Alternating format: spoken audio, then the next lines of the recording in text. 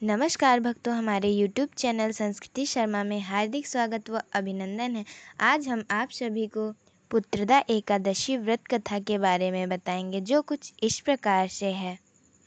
महाराज युधिष्ठिर ने पूछा, हे भगवान, आपने शफला एकादशी का महात्म्य बताकर बड़ी कृपा की। अब कृपा करके यह बतलाइए कि पौष शुक्ल एकादशी का क्या नाम है, उसकी विधि क्या है और उसमें कौन से देवता की पूजा की जाती है। भक्त वत्सल भगवान श्री कृष्ण बोले, हे राजन, इस एकादशी का नाम पुत्रदा एकादशी है। इसमें भी नारायण भगवान की पूजा की जाती है। इस चर और अचर संसार में पुत्रदा एकादशी के व्रत के समान दूसरा कोई व्रत नहीं है। इसके पूर्व में मनुष्य तपस्वी, विद्वान और लक्ष्मीवान होता है। इसकी मैं एक कथा करता हूँ, जो तुम ध्यानपूर्वक सुनो। भद्रावती नामक नगरी में सुकेतुमान नाम का एक राजा राज्य करता था। उसके कोई पुत्र नहीं था। उसकी स्त्री का नाम सौव्या था। वह निपुत्री होने के कारण सदैव चिंतित रहा करती थी।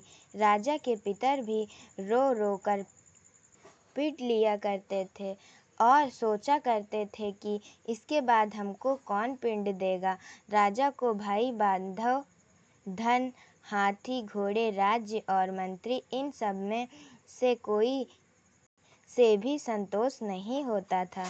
वह सदैव यही विचार करता था कि मेरे मरने के बाद मुझको कौन पिंडदान करेगा। बिना पुत्र के पितरों और देवताओं का ऋण मैं कैसे चुका सकूंगा। जिस घर में पुत्र न हो, उस घर में सदैव अंधेरा ही होता है। इसलिए पुत्र उत्पत्ति के लिए प्रयत्न करना चाहिए। जिस मनुष्य ने पुत्र का मुख देखा है, वह धन्य है। उसको इस लोक में यश और परलोक में शांति मिलती है, अर्थात उनके दोनों लोक सुधर जाते हैं। पूर्व जन्म के कर्म से ही इन जन्म में पुत्र, धन आदि प्राप्त होते हैं। राजा इसी प्रकार रात दिन चिंता में लगा रहता था। एक समय तो राजा ने अपने शरीर को त्याग देने का निश्चय किया, परंतु आत्मघात को महान पाप समझकर उसने ऐसा नहीं किया। एक दिन राजा ऐसा ही विचार करता हुआ अपने घोड़े पर चढ़कर वन को चल दिया तथा पक्षियों और वृक्षों को देखने लगा। उसने देखा कि वन में मृग, व्याघ्र, सूअर, सिंह, बंदर, सर्प आदि सब भ्रमण कर रहे हैं। हाथी अपने बच्चों और हथनियों के बीच घूम रहा है। इस वन में कहीं तो गीदड़ अपने कर्कश स्वर में बोल रहे हैं कि वहीं उल्लू ध्वनि कर रहे हैं। वन के दृश्यों को देखकर राजा सोच विचार में लग गया। इसी प्रकार आधा दिन बीत गया।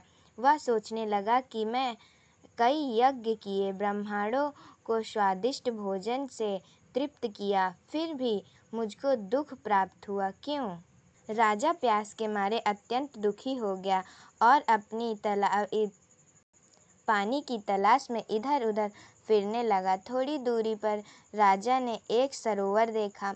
उस सरोवर में कमल खिले थे तथा सारस, हंस, मगरमच्छ आदि विहार कर रहे थे। उस सरोवर के चारों तरफ मुनियों के आश्रम बने हुए थे।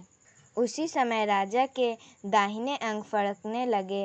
राजा शुभ शकुन समझकर घोड़े से उतरकर मुनियों को दंडवत प्रणाम करके बैठ गया।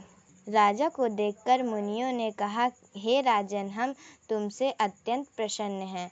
तुम्हारी क्या इच्छा है, सो कहो। राजा ने पूछा, महाराज, आप कौन हैं और किस लिए यहाँ आए हैं, कृपया करके बताइए।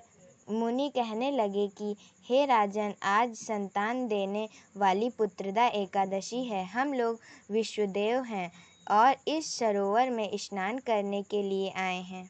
यह सुनकर राजा कहने लगा कि महाराज, मैंने भी संतान नहीं है। यदि आप मुझ पर प्रसन्न हैं तो एक पुत्र का वरदान दीजिए। मुनि बोले, हे राजन, आज पुत्रदा एकादशी है। आप अवश्य ही इसका व्रत करें। भगवान की कृपा से अवश्य ही आपको घर में पुत्र होगा। मुनि के वचनों को सुनकर राजा ने उसी दिन एकादशी का व्रत किया और द्वादशी को उसका पारण किया। इसके पश्चात मुनियों को प्रणाम करके महल में वापस आ गया। कुछ समय बीतने के बाद रानी ने गर्भ धारण किया और 9 महीने पश्चात उनके एक पुत्र हुआ। वह राजकुमार अत्यंत शूरवीर, यशस्वी और प्रजापालक हुआ। श्री कृष्ण बोले, हे राजन, पुत्र की प्राप्ति के लिए पुत्रदा एकादशी का व्रत करना चाहिए। जो मनुष्य इस महात्म्य को पढ़ता या सुनता है, उसे अत्यंत में स्वर्ग की प्राप्ति होती है।